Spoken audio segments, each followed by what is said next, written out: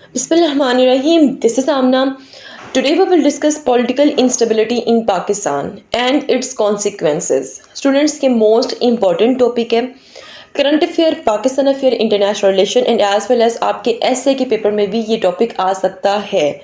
Political instability इस time Pakistan में बहुत ज़्यादा है। फ़र्ज़ करें, लेट्स सपोज कि अगर ये क्वेश्चन आपका करंट अफेयर में आता है, इंटरनेशनल रिलेशंस में आता है, ऐसे में आता है, तो आप लोगों के लिए आसान होगा उसको अटैम्प्ट करना, क्योंकि आप कंटेम्प्रेरी कंटेक्स्ट में वो सारी की सारी बातें करेंगे, फैक्ट्स फिगर्स लिखेंगे, ठीक है। लेकिन फ़र्ज़ कर लें कि अगर ये वाला क्वेश्चन आ जाता है आपका पाकिस्तान अफेयर में, तो फिर आप क्या करेंगे? क्या वहाँ पर भी सारे के सारे आप कंटेम्प्रेरी इरा में जो फैक्ट्स फिगर्स हैं या जो आजकल हो रहा है पीटीआई एंड जो भी मतलब धरने वगैरह, क्या वो सब लिख देंगे? नहीं। पाकिस्तान अफेयर में अगर आपका ये क्वेश्चन आता है, इसका मतलब ये है कि आपने अपने क्वेश्चन में हिस्टोरिकल कनेक्टिविटी को शो करना है। आप जो भी बात करें उसको आप लिंक कर दें हिस्ट्री के साथ, पाकिस्तान की हिस्ट्री के साथ, ठीक है। अब होता क्या है कि जब भी सीएसएस, पीएमएस या पीसीएस या कोई भी कॉम्पिटिटिव एग्ज़ाम के एग्जामिनर्स जो होते हैं, जब पाकिस्तान अफेयर के स्टूडेंट्स का पेपर चेक करने बैठते हैं ना, तो स्टूडेंट पाकिस्तान अफेयर के क्वेश्चन इस तरह से अटेम्प्ट करते हैं कि उनको पढ़ के एग्जामिनर को ऐसी फील आती है कि इन बच्चों का पाकिस्तान की हिस्ट्री से कोई लेना देना नहीं है। मतलब कैसा लगता है कि जैसे उन्होंने पाकिस्तान की हिस्ट्री पढ़ी ही नहीं है और बस क्वेश्चन अटेम्प्ट कर दिया। Then how do you think कि आप उस पेपर में पास हो जाएंगे? स्टूडेंट्स क्या करते हैं, note analyse answer in historical perspective and only answer contemporary issues. उनको लगता है कि भाई हमने दी बेस्ट दे दी है।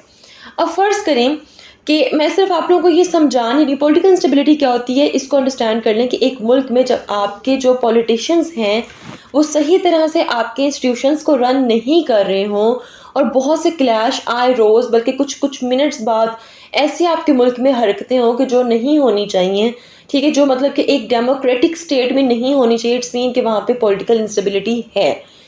आपकी अगर इकोनॉमी इफ़ेक्ट है, ठीक है, आपकी इम्पोर्ट एक्सपोर्ट इफ़ेक्ट है, आपके रिलेशंस इतने अच्छे नहीं हैं, आपके मुल्क में टेररिज्म है, आपके मुल्क में आए रोज़ डोमेस्टिक वायोलेंस होता है। इट्स मीन कि आपके मुल्क की गवर्नेंस जो सी है वो सही नहीं है, वो इनस्टेबल है, स्टेबल नहीं है। इसे कहते हैं पॉलिटिकल इंस्टेबिलिटी। क्लियर हो गया? चलें, अब डायरेक्टली मैं आती हूँ कि भाई इसको अगर मैं पाकिस्तान अफेयर के पेपर में करूँ तो मैं किस तरह करूँगी। सबसे पहले आप एक क्वेश्चन रेज करें अपने इस क्वेश्चन में कि is political instability in Pakistan a new form? क्या पाकिस्तान इस तरह भी कर सकते हो, is political instability a new form in Pakistan? क्या राइट फ्रॉम 1947 में हम इस विक्टिम का शिकार रहे हैं? जो ट्रेडिशनल इश्यूज हैं पाकिस्तान में पॉलिटिकल इंस्टेबिलिटी की, क्या आज भी वही रीजंस हैं, वही कॉजेज हैं जिसकी वजह से आज भी 2024 में हमें पॉलिटिकल इंस्टेबिलिटी को फेस करना पड़ रहा है? For example, absence of balance of power among various institution. तो हम कहते हैं कि ये एक ऐसी रीज़न है जिसकी वजह से पॉलिटिकल इंस्टेबिलिटी जो सी है एक मुल्क में देखी जाती है, ठीक है। इसमें सबसे पहले अगर हम मतलब मैंने यहाँ पे एक चीज़ लिखी है खुद से, मतलब डेफिनेटली मैंने खुद से एक क्वेश्चन रेज किया, उसके बाद मैंने एग्जामिनर को बताया कि भाई वेरियस इंस्टीट्यूशंस में बैलेंस ऑफ पावर नहीं है, इस वजह से पॉलिटिकल इंस्टेबिलिटी देखी गई है। अब इस बात को मैं प्रूफ कर रही हूँ सिविल मिलिट्री रिलेशंस के साथ। आप कहोगे कि आज भी सिविल मिलिट्री रिलेशंस में स्ट्रेन पाया जाता है, ठीक है। देन आप क्या कहेंगे? आप कहेंगे कि भाई सिविल मिलिट्री रिलेशंस जो से ये कि ना कि सिर्फ आज का मसला है, बल्कि राइट फ्रॉम द हिस्ट्री हम लोग सिविल मिलिट्री रिलेशंस में स्ट्रेन देखते आ रहे हैं। जैसे कि आप अगर 3 मार्शल लॉ उठाकर देख लें, 1958, 1977, 1999, तीनों जगह में हमें सिविल मिलिट्री रिलेशंस ख़राब नज़र आएंगे, ठीक है। हर जगह पे आपको नज़र आएगा कि भाई जो आपकी मिलिट्री है उसकी कोशिश रही है कि वो आपके जो पॉलिटिकल अफेयर्स हैं उसमें पूरा की पूरी इंटरफेरेंस करें। और अगर आप लोग आजकल भी देखें तो आजकल भी आपकी जो मिलिट्री है उसका काम ये है कि आपकी सरहद की हिफाजत करे, ठीक है। बल्कि आपकी मिलिट्री बहुत से पॉलिटिकल अफेयर्स में बैठी होती है, इवन के जब आप विजिट करते हैं एक से दूसरे मुल्क में, तब भी आपकी मिलिट्री के बहुत इंपॉर्टेंट जो ऑफिशियल्स हैं वो आपके साथ जा रहे होते हैं। तो फिर अब आजकल आप लोग देखते हो कि भाई मिलिट्री का बहुत बड़ा क्लैश जो चल रहा था, तो स्टिल हम देखते हैं कि ना कि ये सिर्फ आजकल का मसला है, बल्कि राइट फ्रॉम द हिस्ट्री ये चीज़ चल रही है। तो आपने देखो यहाँ पर क्या किया, आपने खुद से क्वेश्चन रेज किया, ठीक है, कि क्या पहले आपने सोचा कि भाई ये पॉलिटिकल इंस्टेबिलिटी क्या ये नई चीज़ है, फिर आपने कहा कि नहीं ये नई चीज़ नहीं है। आप डायरेक्टली आगे उसके कॉजेज़ में, उसके रीजंस पे आपने कहा कि भाई सबसे पहला जो रीज़न है वो बैलेंस ऑफ पावर नहीं है मुख्तलिफ इंस्टीट्यूशंस में, उसकी आपने प्रूफ दिया है कि सिविल मिलिट्री रिलेशंस जो हैं वो बेहतर नहीं है। फिर आपने इसको लिंक कर दिया किसके साथ, हिस्ट्री के साथ, कि हिस्ट्री में भी आपने मार्शल लॉ देखे हैं, वो यही बताते हैं कि भाई ये जो सिविल मिलिट्री रिलेशंस के जो absence of balance of power and different institutions, ये ना कि सिर्फ आजकल की बात है, बल्कि हम लोग राइट फ्रॉम द 1947 ये सब कुछ फेस कर रहे हैं। ठीक है, ये आपने एक हेडिंग बना दी। उसके बाद सेकंड हेडिंग आप इसमें क्या बनाएंगे, आप कहेंगे कि भाई पॉलिटिकल इंस्टेबिलिटी इन पाकिस्तान की एक रीज़न ये भी है कि यहाँ पे पार्लियामेंट्री एंड प्रेसिडेंशियल सिस्टम में बहुत सी कमियाँ देखी गई हैं। ठीक है, जैसे कि प्राइम मिनिस्टर और प्रेसिडेंट में भी रिलेशंस जो से हैं वो ख़राब नज़र आए हैं। 1997 में बेनज़ीर की हुकूमत का जाना, नवाज शरीफ की हुकूमत का जाना, चाहे उसमें फ़ारूक लगारी का रोल हो, या अभी आप लोग अगर देखो तो आप देख सकते हो कि किस तरह नून लीग की हुकूमत किस तरह आई, देन पीटीआई की हुकूमत किस तरह गई, ठीक है, और डिफरेंट जो प्रेसिडेंट्स थे उनके क्या क्या रोल थे, तो ये भी आप सारा बता सकते हो। ठीक है, मतलब कि आज के कंटेम्प्रेरी इरा में जो जो सिचुएशंस हो रही हैं उनको आप लिंक करें कि भाई ये कि ना कि सिर्फ आज ये प्रॉब्लम देखी जा रही है पार्लियामेंट्री एंड प्रेसिडेंशियल सिस्टम, बल्कि ये बहुत अरसे से चलती आ रही है। उसके बाद यहाँ पर ये भी लिखें कि भाई ये एक डिबेट काफ़ी अरसे से चलती रही थी कि ज़्यादा पावर पार्लियामेंट के पास होगी या ज़्यादा पावर प्रेसिडेंट के पास होगी, मतलब पीएम के पास ज़्यादा पावर होगी या प्रेसिडेंट। फिर आप ये भी इसमें बताएं कि एक वक्त था, जैसे कि आज अगर हम लोग देखें तो प्राइम मिनिस्टर के पास सबसे ज़्यादा पावर होती है, लेकिन एक वक्त ये था कि प्रेसिडेंट के पास ज़्यादा पावर थी। ठीक है, तो इस तरह ये सब आप इसमें लिख सकते हैं। तीसरी चीज़ अगर हम लोग देखें तो रिसेंटली हम देखते हैं कि जुडिशरी और सिविलियन इंस्टीट्यूशंस के दरमियान एक रिफ्ट नज़र आती है, जुडिशरी एंड गवर्नमेंट के दरमियान एक रिफ्ट नज़र आती है। काफ़ी स्टूडेंट्स कहते हैं कि ये एक नई चीज़ है। नो, ये भी कोई नई चीज़ नहीं है। अगर राइट फ्रॉम द हिस्ट्री हम लोग देखें तो हिस्ट्री के पर्सपेक्टिव से बात करें तो शुरू से ही हमें ये चीज़ नज़र आती है, चाहे वो doctrine of law of necessity हो या डॉक्ट्राइन ऑफ नेसेसिटी हो, मौलवी तमीज़ुद्दीन केस हो, बेगम नुसरत केस हो, या जनरल मुशर्रफ के दौर में जुडिशरी के अंदर रिफॉर्म्स हो। ठीक है, इसमें आप अमेंडमेंट्स की बात भी कर सकते हैं। तो शुरू से ही सिविल जुडिशरी में एक स्ट्राइफ, एक रिफ्ट नज़र आता है, और आज भी वही चीज़ें रिपीट हो रही हैं। 3 कॉजेज़ आपके साथ डिस्कस किए, और वही 3 कॉजेज़ जो हिस्ट्री से चलते आ रहे हैं आज भी वही हैं। दैट्स वाई पॉलिटिकल इंस्टेबिलिटी हम लोगों को फेस करनी पड़ रही है। इसके अलावा अगर मैं बात करूं चौथी चीज़, that is absence of balance federal structure. Federal structure में आप डिफरेंट अमेंडमेंट्स की बात कर सकते हैं, जितनी भी अमेंडमेंट्स हुई हैं आप बात कर सकते हो। मतलब 13वीं अमेंडमेंट की भी बात कर सकते हैं, जैसे 18वीं तरमीम को ख़त्म कर दिया जाए, ये भी मतलब कि डिबेट चल रही है पीटीआई की मतलब हुकूमत में। ये बहुत ज़्यादा डिबेट जो सी थी वो ज़्यादा और सरगर्म हो चुकी थी। ठीक है, अभी थोड़ी ठंडी हो गई है। सिंध पंजाब के पीके के रिलेशंस जो से है वो भी ख़राब है। ठीक है, पॉलिटिकल इंस्टेबिलिटी जो सी है वो इन सब में देखने को आपको मिलेगी। अगर 1947 से हम बात करें तो 1947 से ही ये चीज़ें हमें तसलसल मतलब कि कॉन्टीन्यूटी के साथ नज़र आ रही हैं।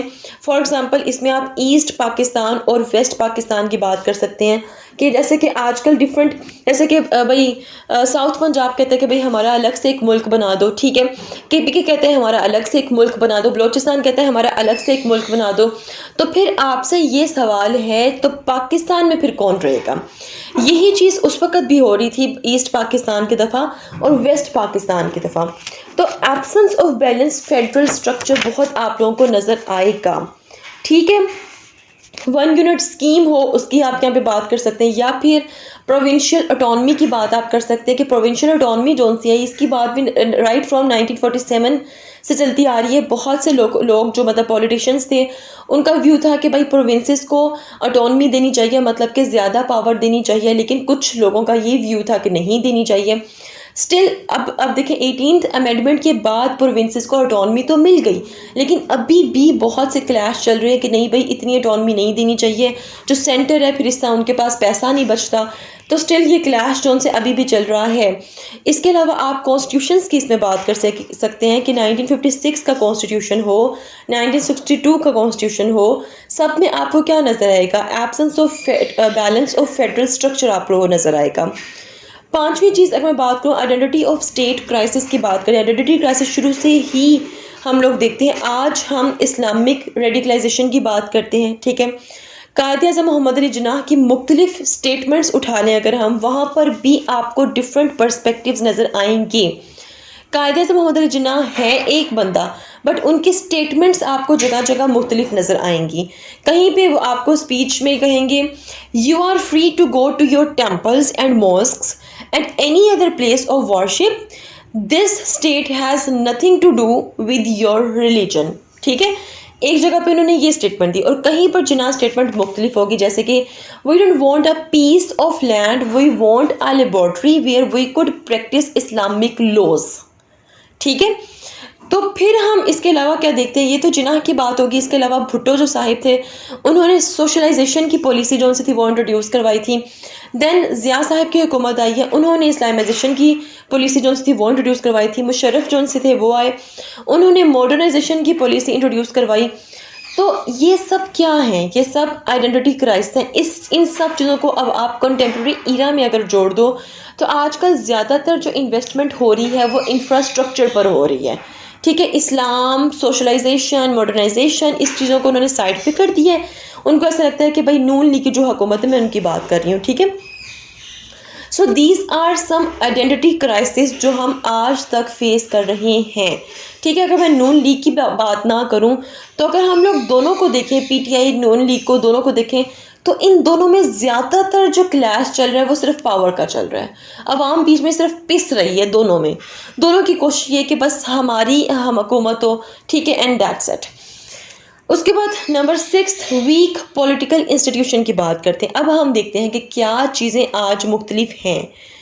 राइज ऑफ ये यहाँ पे वीक पॉलिटिकल इंस्टीट्यूशंस में आप डिफरेंट पॉलिटिकल इंस्टीट्यूशन की बात कर सकते हैं, जैसे कि एफबीआर की बात कर सकते हैं। जो आपका सही तरह से टैक्स कलेक्शन नहीं होती उसकी आप यहाँ पे बात कर सकते हैं, ठीक है। आपके जो इलेक्ट्रिक टैरिफ कलेक्ट नहीं होती उसकी बात कर सकते हैं, ठीक है। तो ये वो चीज़ें हैं जो मतलब कि राइट फ्रॉम दी हिस्ट्री चलती आ रही है और अभी भी हैं, ठीक है। यहाँ तक मैंने वो चीज़ें डिस्कस की हैं जो सारी की सारी हिस्ट्री के साथ लिंक्ड हैं। अब उसके बाद एट दी एंड आप इस क्वेश्चन में बात करेंगे उन चीज़ों की जो सिर्फ आजकल हैं, पहले नहीं थी। राइज ऑफ सोशल मीडिया पहले नहीं था, अब है। अब पब्लिक को प्लेटफॉर्म मिल चुका है जहां पर वो अपनी वॉइसेस को रेज कर सकते हैं। दूसरी चीज़ है शार्प पोलराइजेशन। पहले जो चीज़ें पाकिस्तान के मतलब कि बहुत पेरिफेरी इलाकों में थी, मतलब ऐसे इलाके जो म्यूटेड इलाके जिसे आप कह सकते हो, रिमोट एरियाज़, आज वो मेजर अर्बन सेंटर्स में नज़र आती हैं। कराची, मतलब कि कराची में, लाहौर में, इस्लामाबाद में, जिसकी वजह से पॉलिटिकल इंस्टेबिलिटी ज़्यादा इंटेंसिफाइड होती जा रही है। इसके अलावा इंस्टेबिलिटी इन सेंटर अर्बन सेंटर्स, ठीक है। तो ये कुछ चीज़ें हैं जो मतलब कि आजकल इन हुई हैं, अदरवाइज़ बाकी की सारी चीज़ें वही हैं, वही कॉजेज़ हैं जो हमें हिस्ट्री से फेस करने पड़ रही हैं। तो होपफुली आपको थोड़ी अंडरस्टैंडिंग हुई है कि आपने पाकिस्तान के अफेयर के जो क्वेश्चंस हैं उनको किस तरह करना है। And this topic is very very important. Stay tuned, मुझे अपनी दुआ में याद रखिएगा। If you have any question, do right your question comment section below and hit the like and subscribe button if you haven't yet. मिलते हैं next hot issue के साथ। अंटिल देन मुझे अपनी दुआ में याद रखिएगा। And at the and I could say one thing, अगर आपको ये वीडियो अच्छी लगी है तो एटलीस्ट किसी एक पर्सन को, किसी एक स्टूडेंट को लाजमी शेयर कीजिएगा।